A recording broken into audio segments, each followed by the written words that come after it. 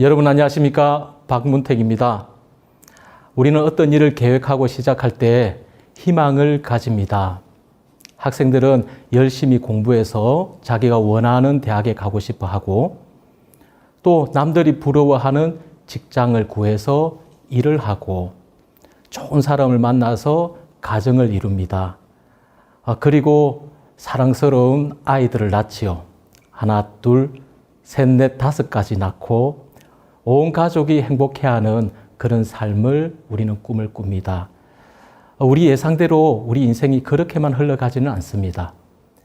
큰 병에 걸리기도 하고 사고를 당하기도 하고 또 이런저런 어려움에 빠질 때도 있습니다. 우리는 그런 어려움에 빠졌을 때도 거기서 벗어나고 싶어하는 희망을 가집니다. 그런데 처음에 희망을 가지는 것하고 그 희망을 마음에 품고 끝까지 달려가는 것은 조금 다릅니다. 많은 사람들이 희망을 가지는 것은 쉽게 생각을 하는데 그 희망을 계속 가지고 달려가는 그 부분에 어려움을 참 많이 겪습니다. 그런 일들을 몇 번 겪다 보면 희망이 과연 있기나 한 것인지 그냥 사람들이 만들어낸 말이 아닌지 그리고 나중에는 이 희망이라는 이야기를 들으면 마음에서 섭섭함을 느낍니다. 아니 다른 사람들은 저렇게 다 희망을 이야기하는데 왜 나는 원하는 대로 안 되는 거야? 저거 거짓말이야.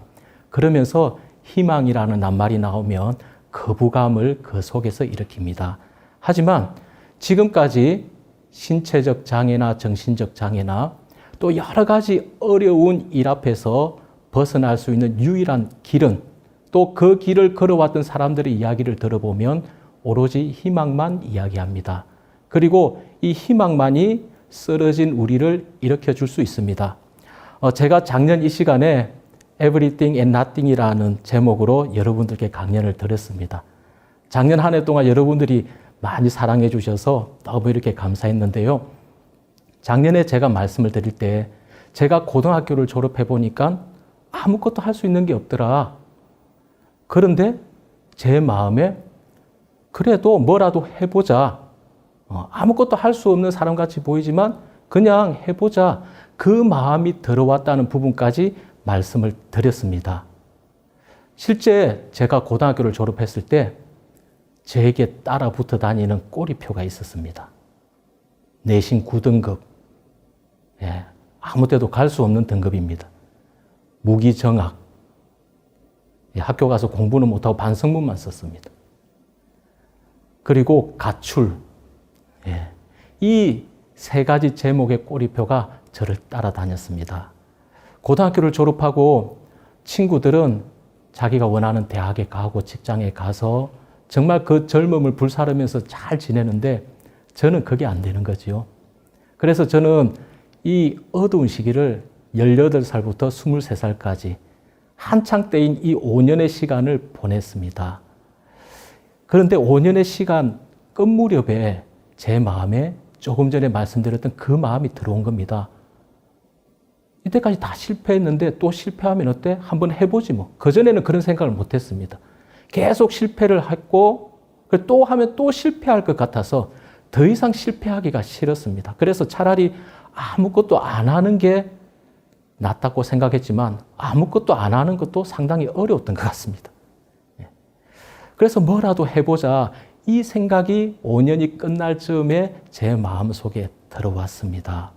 그러면 뭐부터 해볼까? 내가 어디서부터 희망을 갖고 시작을 해볼까? 사회적인 경험이 전혀 없지요. 그런데 제가 지금까지 가장 실패했던 것이 공부였습니다. 제가 이 공부를 그냥 놔두고 다른 일을 시작하면 계속 제 마음에 열등감이 생길 것 같았고 비겁할 것 같았습니다. 그래서 다시 실패하더라도 내가 공부에 희망을 갖자. 그전에는 그런 생각이 단 한 번도 들지 않았습니다. 그런데 그 마음이 하나 들어왔는데 공부가 되기 시작하는 거예요. 제가 고등학교 이때는 참고서를 사야 된다고 어머니께 돈을 받습니다. 엄마 참고서 사야 돼 하면 돈을 받습니다. 그래서 그 돈으로 서점에 가서 책을 사서 그날 저녁에 어머니께 보여드립니다. 이거 15,000원인데 엄마 샀어. 그래, 열심히 해. 그런데 그 다음날 저는 그 책을 들고 헌책방으로 갑니다. 가서 반값에 팔아서 그걸로 친구들과 놀러 다녔습니다. 지금 생각하면 그냥 환불하면 100% 받는데 괜히 헌책방에 가서 50%만 받고 그 돈을 이렇게 썼던 것 같아요. 근데 이제 그랬던 제가 다시 그 책들을 사기를 시작했습니다. 시간이 굉장히 부족했지만 대학을 가보자. 그렇게 좋은 대학, 남들이 아는 그런 대학이 아니라도 내가 갈 수 있는 대학, 내가 열심히 해서 갈 수 있는 대학을 가자. 그렇게 해서 법학과를 갈 수 있게 되었습니다. 그것만으로도 다 만족했죠. 부모님도 만족했고, 저 아이가 정말 좌절하고 절망하고 아무것도 할 수 없다고 생각했던 애가 그래도 자기가 이렇게 대학을 갔구나. 그 생각에 대견해 하셨어요. 저도 거기까지 간 것만 해도 만족했습니다. 그런데 저는 사실 법학과는 적성에 안 맞을 줄 알았습니다. 왜냐하면 제가 가지고 있는 개똥 철학이 있는데 그 될 대로 되라지예요. 그냥 되는 대로 사는 그런 철학을 가지고 있었기 때문에 이 논리를 요하는 그런 법학과는 저와 상관이 없을 줄 알았습니다. 그런데 희망을 가지니까 그렇게 크게 어렵지 않는 거예요. 공부를 했습니다. 하다가 좀 더 해볼까? 그냥 대학 공부만 하는 것 말고 여기서 하나의 목표를 더 정해볼까? 그렇게 하다가 제가 정말 넘볼 수 없는, 지금은 사라졌지만 사법시험을 꿈을 꾸게 되었습니다. 말도 안 되는 소리였죠. 그때 제가 사법시험을 공부한다고 했을 때 저희 친척 중에 한 분이 저희 아버지께 말씀드렸다고 하더라고요. 문택이 저렇게 공부하게 놔두면 안 됩니다. 사법시험 아무나 보는 게 아닙니다. 문택이는 공부했던 애가 아니라서 안 됩니다. 저러다가 애가 미칠 수가 있습니다. 근데 다행히 그때 저희 아버지가 그 이야기를 저한테 안 전해 주셨어요. 그냥 아버지만 딱 듣고 끝냈는데 저는 공부하는 게 좋았습니다. 시간이 그렇게 많지 않았고 또 나에게 사법시험을 공부할 수 있을 만큼 많은 시간이 없었기 때문에 그냥 짧은 시간 안에 해보자 그 생각이 들었습니다. 실패하면 어떻게 하나? 그때는 그런 게 두렵지 않았습니다. 뭐 실패한다고 사람 인생이 끝나는 게 아니잖아요. 사법시험 말고도 여러 가지 길이 있었기 때문에 그걸 떨어지면 그 다음에 생각하기로 했습니다. 내가 이거 안 되면 어떻게 하지? 그 생각하면서 지금 한 단계 한 단계 내려가는 것이 아니라 그거는 그때 가서 생각을 해보기로 했습니다. 도전을 했습니다. 생각보다 쉽게 합격을 했어요. 그리고 지금은 제가 원했던 변호사를 하고 있습니다. 사법시험을 공부할 때 제가 나도 이 사람들에게 공부를 가르칠 수 없을까? 나도 강의를 할 수 없을까? 그 생각을 했는데 어떻게 기회가 되어서 사법시험 합격하기 전부터 신림동에서 많은 학생들을 가르칠 수 있었습니다. 변호사가 된 이후에 여전히 그때의 강의와는 성격이 다르지만 강의를 이렇게 하고 있고 또 지금 여러분들 앞에서도 하고 있지 않습니까? 그리고 책을 좋아하는데 나도 글을 쓸 수 있을까? 나도 책을 낼 수 있을까? 그런 생각을 가졌는데 어느덧 보니까 여기저기서 글을 쓰고 있어요. 그리고 지금은 책을 출판할 준비를 거의 다 한 거예요. 앞으로도 저는 많은 희망을 가지고 살 겁니다. 제가 지금까지 말씀드린 부분은 저희 성과를 말씀드렸습니다. 잘된 면을 말씀드린 거죠. 이렇게 흘러오면서 저에게도 어려움이 있었습니다. 다 성공하고 다 희망을 이루었던 것이 아니라 실패가 있었습니다. 그리고 저라고 해서 늘 희망을 가지는 것은 아닙니다. 늘 긍정적인 마음을 가지고 있는 것은 아닙니다. 수도 없이 흔들릴 때가 많습니다. 또 저도 앞에서 말한 것처럼 희망을 욕할 때가 있습니다. 희망이 정말 있는 거야? 그런 생각이 들 때도 있지만, 하지만 그렇게 해도 저 옆에 항상 보면은 희망이라는 게 남아 있었습니다. 이 희망은 참 신기해요. 다른 사람 다 가져가도 제 몫은 여전히 남아 있다는 겁니다. 그리고 희망은, 저는 희망을 배신해도 희망은 그렇지 않더라고요. 항상 저 옆에 기회를 주고 다시 희망을 갖게 하고 그런 존재가 희망이었습니다. 제2차 대전 때 프랑스가 독일 히틀러에 의해서 제대로 싸워보지도 못하고 함락을 당했습니다. 점령을 당했습니다. 많은 사람들이 이제 프랑스는 졌어. 이제 패배해서 끝났어.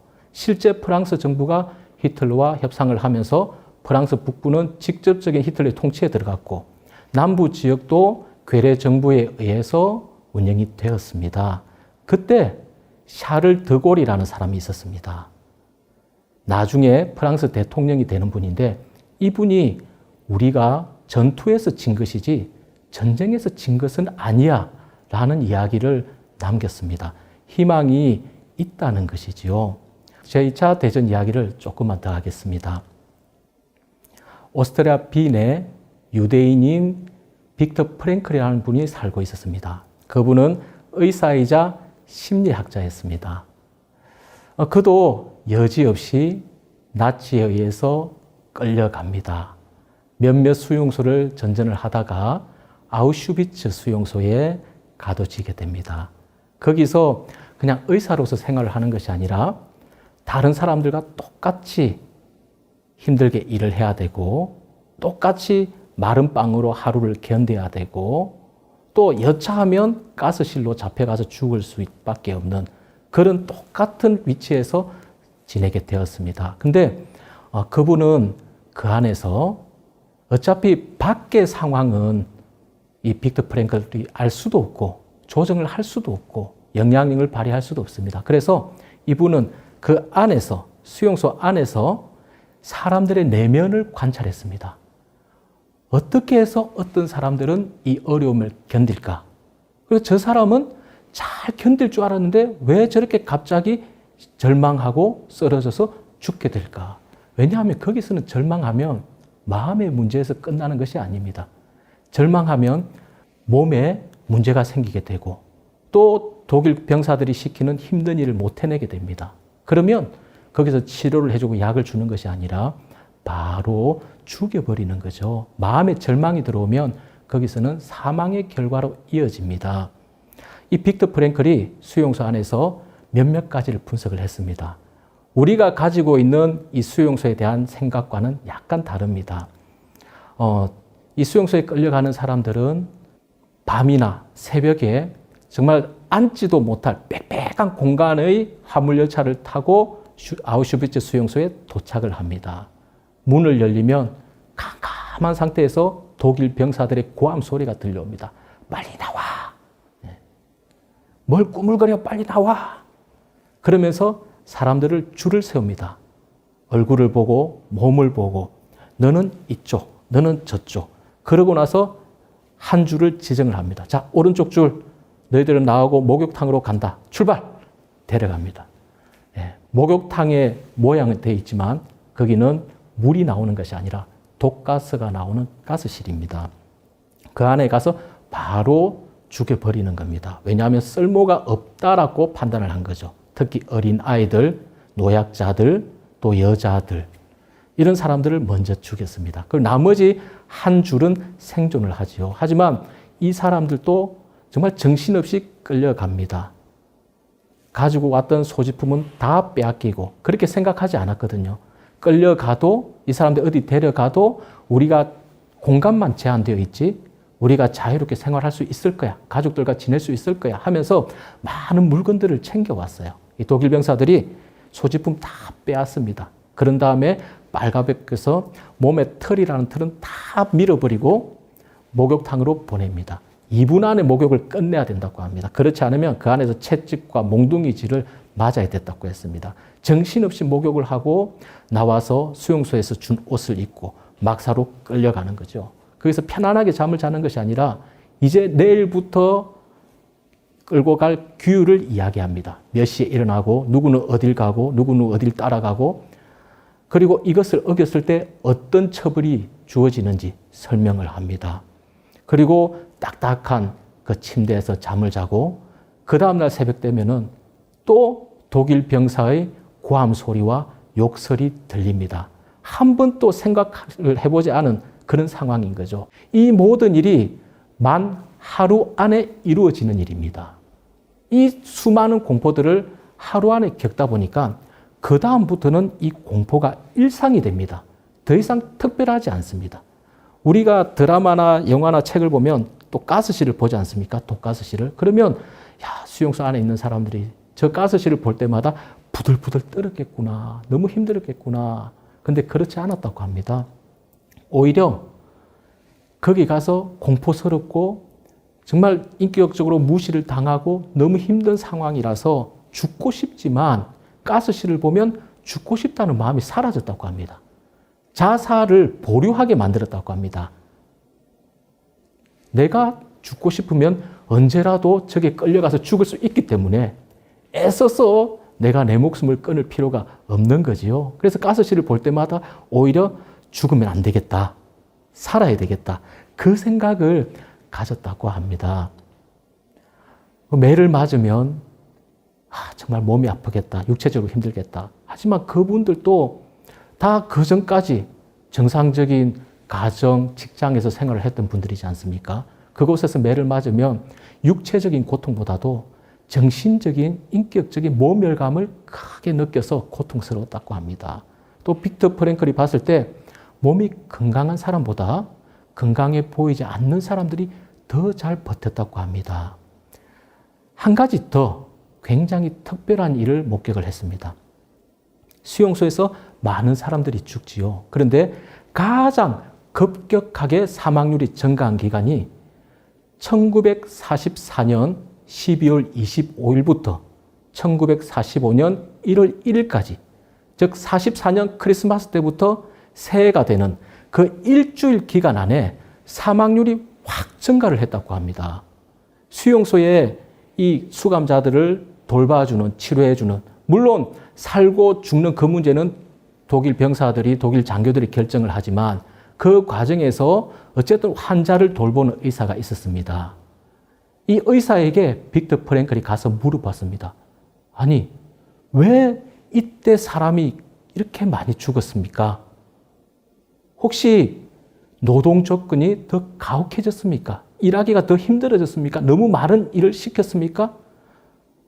아닙니다. 그러면 식량이 더 줄었습니까?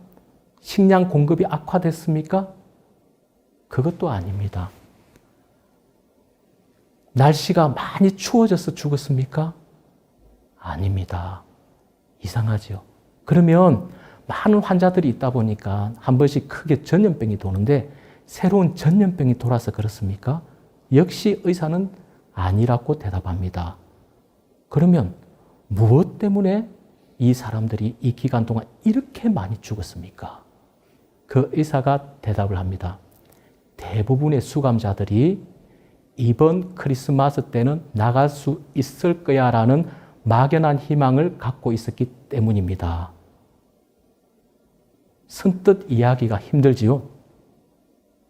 이 안에 있는 수감자들은 1944년 12월 25일 이때는 우리가 나갈 거야 그 희망을 가지고 있었는데 12월 25일이 아침이 됐을 때 이 사람들은 생각을 했을 거예요. 이제 수용소의 문을 적십자사가 열면서 이제 여러분은 자유입니다. 이제 여러분들 가족을 만나러 가십시오. 이제 더 이상 힘든 고통을 당하지 않아도 됩니다. 이 말을 들을 줄 알았는데 새벽에 똑같이 늘 들었던 독일군의 욕설, 폭언 이런 소리를 들으니까 다시 한번 끔찍한 감정을 가지게 된 거예요. 끔찍한 걸 느끼게 된 거예요. 아, 변하지 않았구나. 우리 못 나가구나. 그 생각이 들면서 절망감이 이 사람들 마음을 엄습했고 이 절망이 이 사람들의 저항력을 떨어뜨렸습니다. 그리고 결국 많은 사람이 사망하기에 이르렀습니다. 우리 생각과 너무 다르지요. 그리고 이 사람들은 변화가 일어나지 않는다고 생각을 했습니다.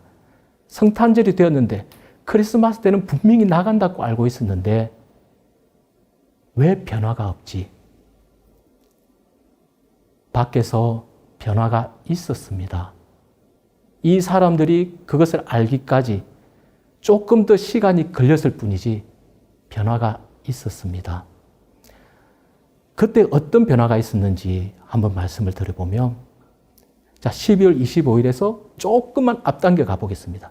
1944년 이 2차 대전은 1939년 9월에 시작해서 1945년 5월 달에 막을 내립니다. 물론 유럽 중심으로 볼 때 그렇습니다. 이제 거의 막 빠진 거예요.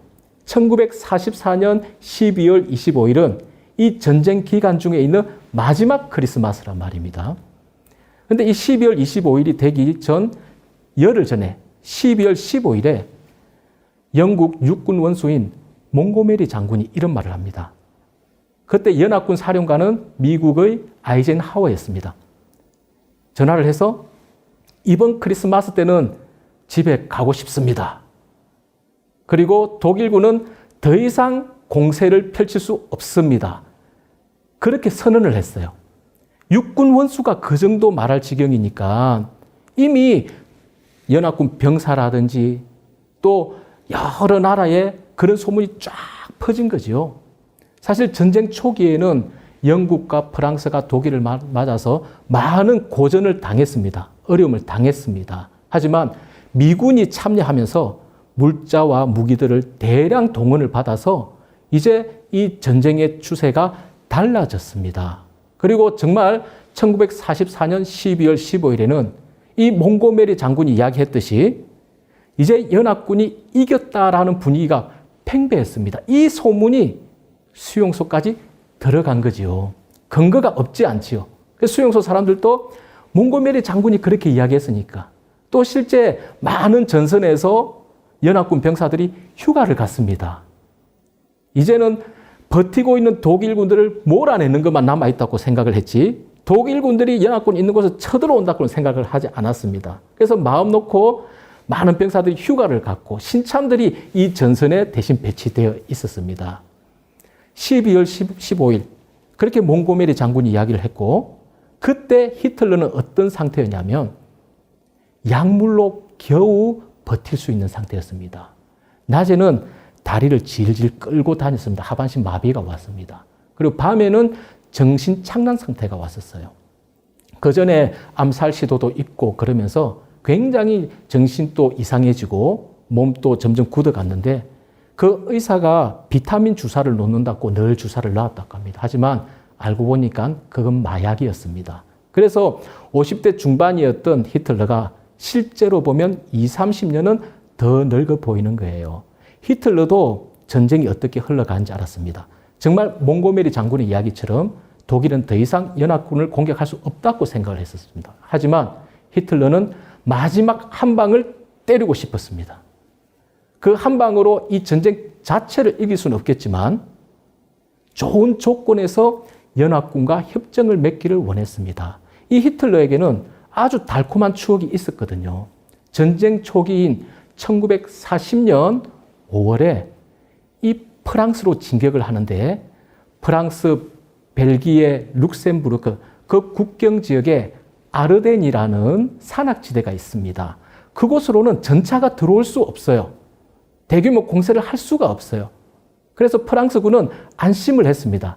그래서 독일과 직접 맞닿아 있는 국경선, 이제 그걸 우리가 마지노선이라고 합니다. 1차 대전 때 거길 중심으로 해서 많은 요새들을 세워놨어요. 그곳으로는 독일군이 넘어오질 못합니다. 그리고 또 대서양 쪽으로는 벨기에라는 나라가 있었기 때문에 완충 역할을 하죠. 그 중간에 아르덴이라는 산악지대가 있었습니다. 그곳에는 별 대비를 하지 않았습니다. 그래서 반나절 만에 이 독일이 정말 아무도 이 숲을 통해서는 올 수 없을 거야 생각을 했는데 반나절 만에 전차를 끌고 프랑스로 넘어와 버린 겁니다. 그리고 그 다음 달에 프랑스 파리를 점령하고 협상을 맺게 되는 거죠. 그 달콤한 추억이 히틀러에게 있었습니다. 이번에도 이 아르덴 숲을 통과해서 연합군을 물리치기로 했습니다. 이 아르덴 숲을 통해서 벨기에의 바스토뉴 지방, 그리고 생비트 지방, 이 지방을 점령하면서 결국에는 안트베르펜이라는 항구, 여기에 연합군 보급 기지가 있었거든요.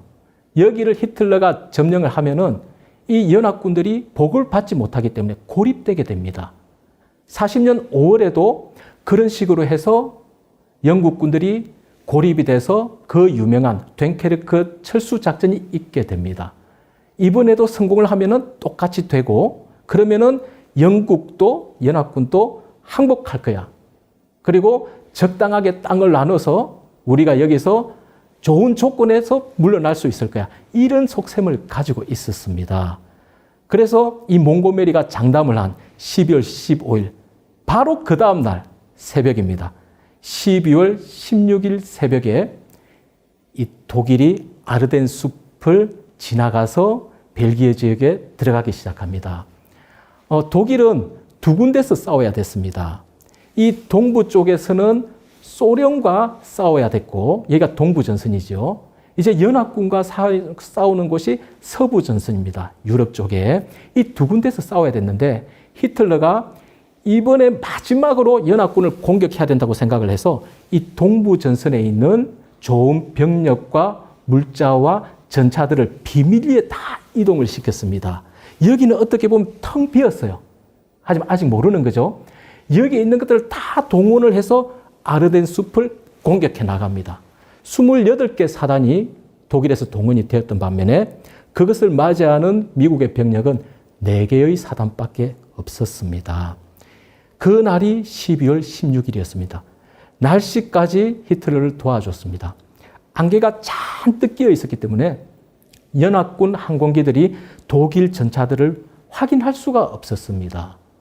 그래서 이 상태에서 무방비 상태에서 굉장히 어려운 싸움을 연합군이 싸워나가기 시작합니다. 바스토니오에서 아주 유명한 전투가 있었죠. 벌지 전투라고 하고 그리고 많은 연합군의 희생이 따랐습니다. 생비트에서도 그렇고 벨기에 여러 지역에서 참 어려운 전투를 치러야만 했습니다. 그 날이 12월 16일이었습니다. 시간이 조금 더 흘러갑니다. 12월 23일이 되니까 일주일이 지났죠. 안개가 갑자기 확 개이는 거예요. 이제 뭐가 날아올 수 있습니까? 연합군 항공기들이 날아올 수 있는 겁니다. 연합군과 독일군이 싸우면 희생이 거의 비슷비슷했습니다. 사망자 수도 비슷하고 파괴된 전차 수도 비슷했는데 어떤 차이가 있었냐면 연합군은 공업력을 가진 미국이 있었기 때문에 계속해서 그 무기들을 만들어낼 수 있었습니다. 부서져도 다시 만들어내고. 하지만 독일은 전쟁 후기에 그렇게 하지 못했습니다. 물자가 굉장히 부족했습니다. 그래서 동부전선에 있는 걸 다 끌어와서 한 방만 크게 때리자. 그 목적으로 간 것이죠. 12월 23일 안개가 그쳤습니다. 연합군 항공기 폭격기들이 출발을 했습니다. 독일 전차들을 하나씩 그리고 독일 지원군들을 모조리 사살을 했습니다. 이제 그날 그리고 하루가 지난 12월 24일 그 연합군의 공격으로 독일군은 완전히 패배를 했습니다. AJP 테일러라는 분이 있습니다. 이분이 뭐라고 표현을 하고 있냐면 12월 24일 맑은 날씨의 하늘 아래 연합군 항공기들이 독일 전차를 무참히 파괴했고 독일이 전쟁에서 이길 가능성은 완전히 사라졌다. 이 말을 남겼습니다. 그 날이 12월 24일이었습니다. 그리고 그 날이 이 사람들이 그토록 기다리던 성탄절 크리스마스 날이었습니다. 여러분, 수용소 안에서는 이 상황을 잘 몰랐겠죠. 이 소식을 듣는데 시간이 걸리겠죠. 또 전쟁이라는 것은 그 큰 싸움에서 이겼다고 해서 하루아침에 딱 끝나는 것이 아닙니다. 여러 곳에 지역적인 전투가 아직 남아있고 거기서는 서로 누가 이기냐 하면서 계속 힘든 싸움을 해나가고 있습니다. 하지만 전체적인 전쟁의 흐름을 봤을 때 이제 더 이상 독일군은 승리할 가능성이 없었습니다. 이 수용소 안에 있는 분들은 그 소식을 몰랐던 거예요. 자, 수용소 안에 있는 분들이 막연한 희망을 가졌다고 했습니다. 그러면 막연한 희망 말고 그렇지 않은 희망을 가지려면 어떻게 해야 될까요? 빅터 프랭클이 표현하기로는 나이브 호프라고 했습니다. 막연한 희망, 순진한 희망, 순진에 빠진 희망 그렇게 표현을 했어요. 아니 왜? 이번 성탄절에는 집에 갈 거야. 이게 왜 막연한 희망이지요? 그러면 우리가 생각하기에 더 구체적이어야 하나? 더 자세하게 계획을 가져야 되나? 그러면 성탄절 말고 성탄절 아침 9시까지는 나가게 될 거야. 그러면 좀 덜 막연합니까? 그것도 막연하다면 아니 성탄절 아침 8시 55분까지는 나가게 될 거야. 예, 그런 의미가 아닙니다. 그 의사가 말한 표현을 빅터 프랭클은 약간 다르게 표현을 합니다. 미래에 대한 믿음의 상실. 미래에 대해서 믿음을 상실했다는 거죠. 미래가 뭡니까? 희망이죠. 희망에 대한 믿음이 빠졌다는 거예요. 희망의 본질, 희망의 핵심이 빠져버렸다는 겁니다.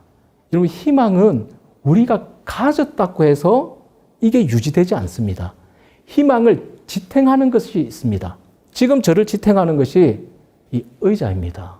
제 몸이 무거운데 이 의자가 어떻게 지탱해 주는지 잘 모르겠습니다만, 예, 희망도 지탱해 주는 것이 있습니다. 뭐냐 하면 믿음입니다.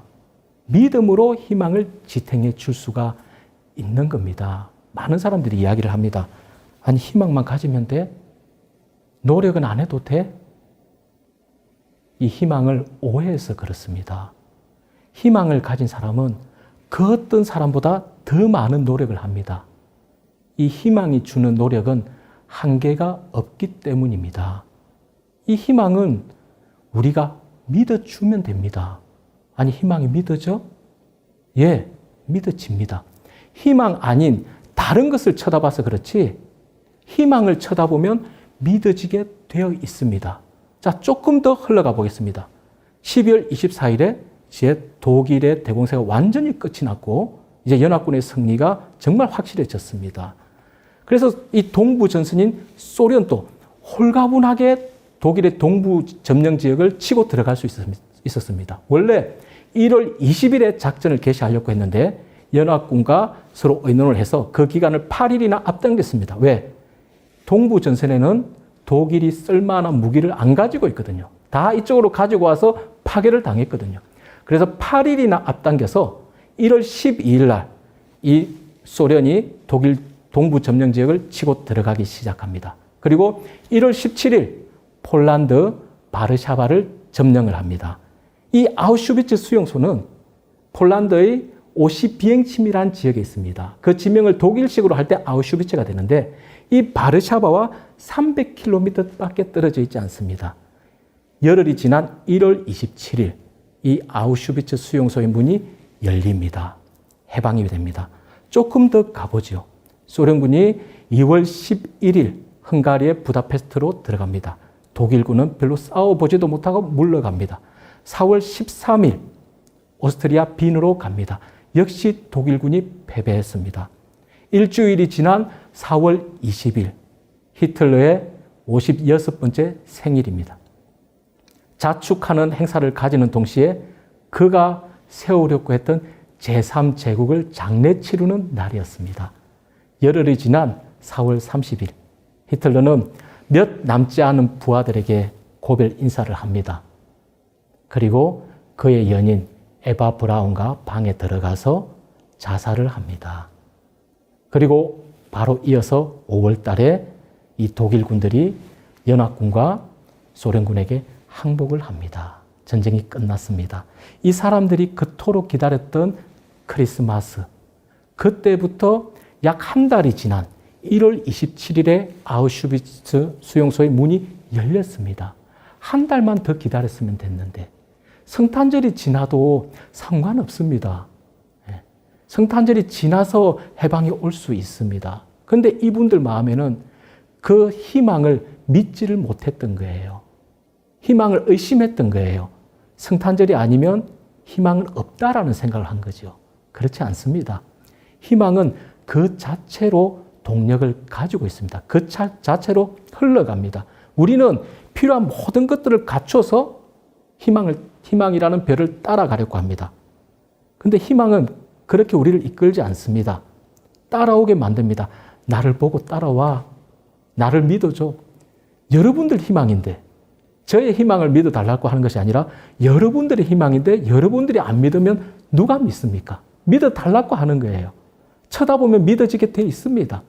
그러면 희망이 여러분들을 이끌고 가면서 필요로 하는 것들을 하나씩 갖추게 합니다. 때로는 우리가 생각했던 그 시기에 결과물이 나타나지 않을 수도 있습니다. 그런데 그것은 우리가 정한 것일 뿐이지 이 희망은 희망 자체로 그 결과물을 우리에게 내려줄 준비를 하고 있습니다. 그것이 우리가 생각했던 것보다 빨리 올 수도 있고 또 반대로 늦게 올 수도 있지만 여전히 희망은 살아있는 겁니다.